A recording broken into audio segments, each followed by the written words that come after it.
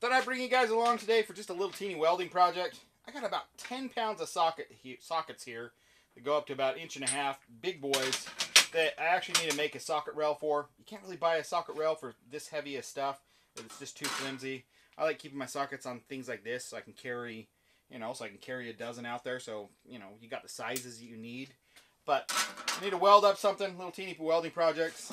And then as a bonus, I think we'll do something with this old blow mold case. I take these old blow mold cases, and I don't like storing the tools in there because it takes up 8 times the space. And we're going to turn this into a vehicle toolbox, or a storage toolbox, and eliminate all the stuff inside. So we'll do that as well. So let's start welding up a rail and go on. So I know you can pick up rails and stuff like that, but they start getting flimsy, and this isn't even close to the weight of these. I like usually these metal rails, but I want to do one other thing. Is I don't actually want the detents that hold it. I hate holding it down and pulling them off. I don't mind carrying them upright. I'm not carrying them upside down. So I'm also just going to make so they just slip on and off. Just easy. So I got some 1/2 inch stock here that fits in there, and I think I'm just going to take this angle iron right here. We're just going to weld a bunch of pegs on there, right onto here, and just do 2 different rows. I got 19 sockets here. Some of them are pointless. You really need a 3/8 1/2 inch drive impact socket. No. So I just have an old chunk of 1.5 by 1.5 angle iron bed rail from an old bed frame here. It's not the greatest steel in the world because it's high carbon / spring steel, but it'll work just fine for this. Yeah, I know that it doesn't cover the whole bottom of the socket, but I don't care. What I think I want to do is actually build the second one. So I'm going to build 2, and the second one will overlap. And on those ones, this thing's going to stick under. So one will kind of slip under the other. You'll see. So let's choose a length. Instead of measuring, let's just throw them on all on there that I want on there. Draw a line and cut. 19 sockets, so I cut out 19 of these things.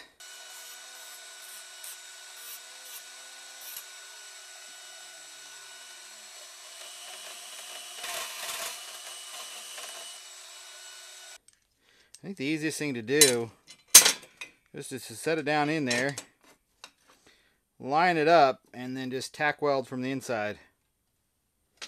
We'll just line them all up square, I guess wherever the logo sticks out. Wherever the logo and the size sticks out. I think that's how I'm going to lay it out.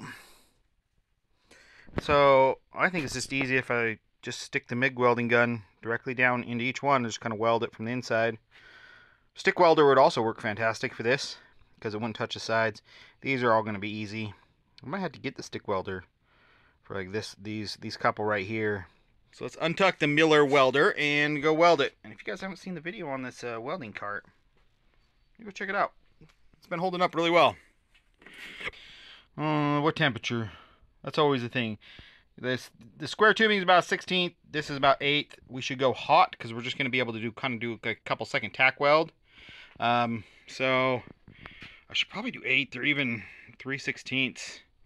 I will try 8th and see if we can get in there good and make it stick. Okay. Started tacking a couple of them, and it's not working the greatest. You can see right there. It's hard when you stick out the wire that far to get it to penetrate good. So I think I need to try stick welding, because I redid a couple. I got that one to stick. I've only done like 4. I haven't done this one yet. And I've had 3 failures. Okay, we've got some really old rod here. I don't know what it is. I think it's 6011. It was before they started writing numbers on the side of the rods. They just did color codes, and it's a violet.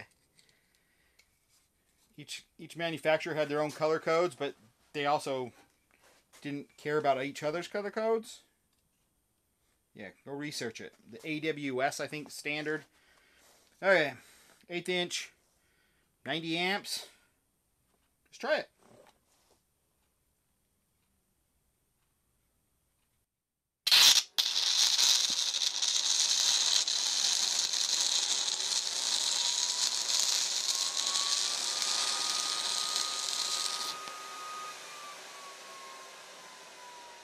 That was much easier. I don't know if I arc striked on the side of my socket though. Let's see.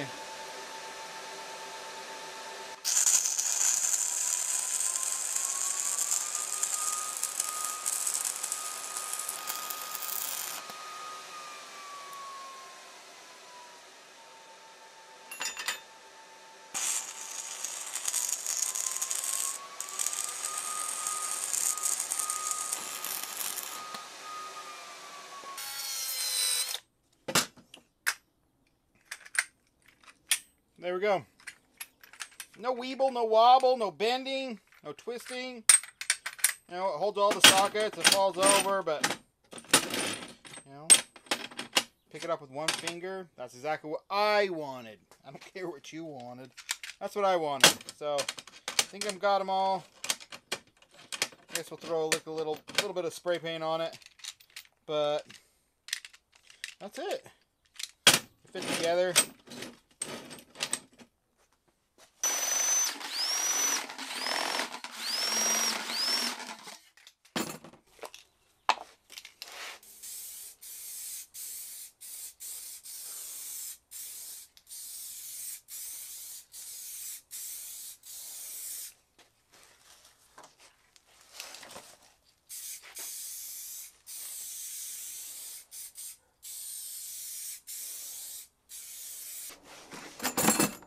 Let's turn this into a usable toolbox now.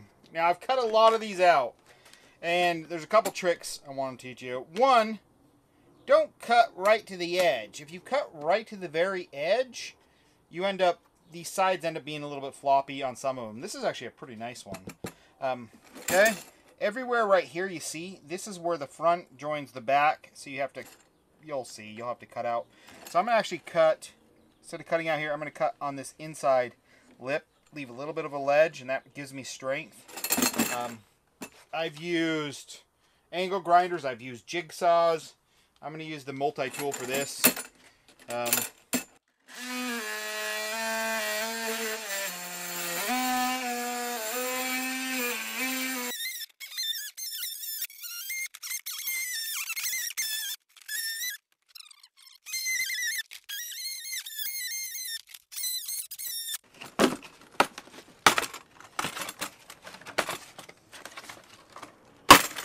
There we go.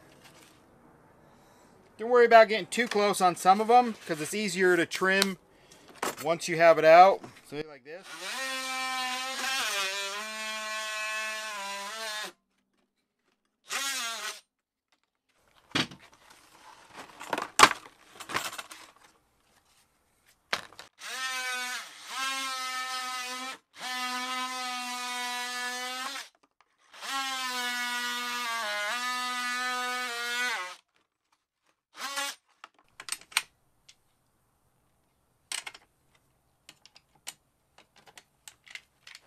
There we go. Now, I'm not going to put these in here, but just to show you how much room these don't take up, how much more room you have. So,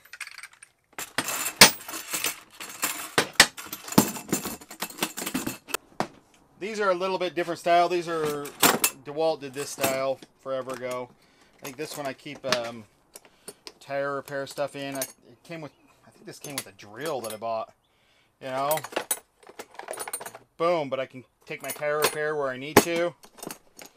I don't know what this one's I think this one's an air compressor. This one also came with a drill or something. Yeah, I have an air compressor and some tire patches in there.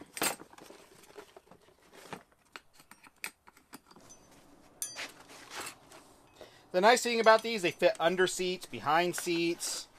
And carry them. I mean, we can fit a whole bunch of tie downs. I can fit even more than this, some rope.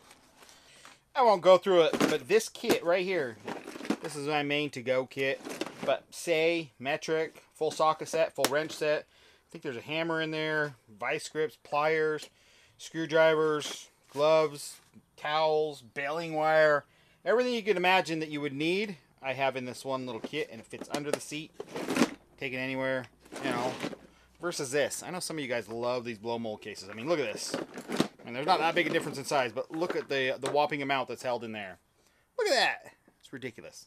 This one's going to get cut out too. This one will hold a full sand metric kit and probably even some wrenches. We found a brand new tube on the side of the freeway. Let's play with it. No, come on, crawl. Come here, crawl. Go, go, go, go, go. Nice. You jump. Jump. Okay. We're about to crawl through here. Crawl, crawl, crawl. Crawl. Oh, good job.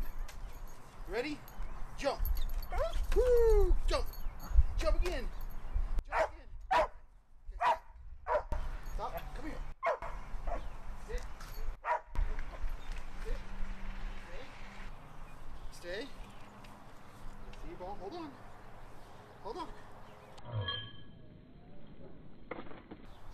Okay, get it.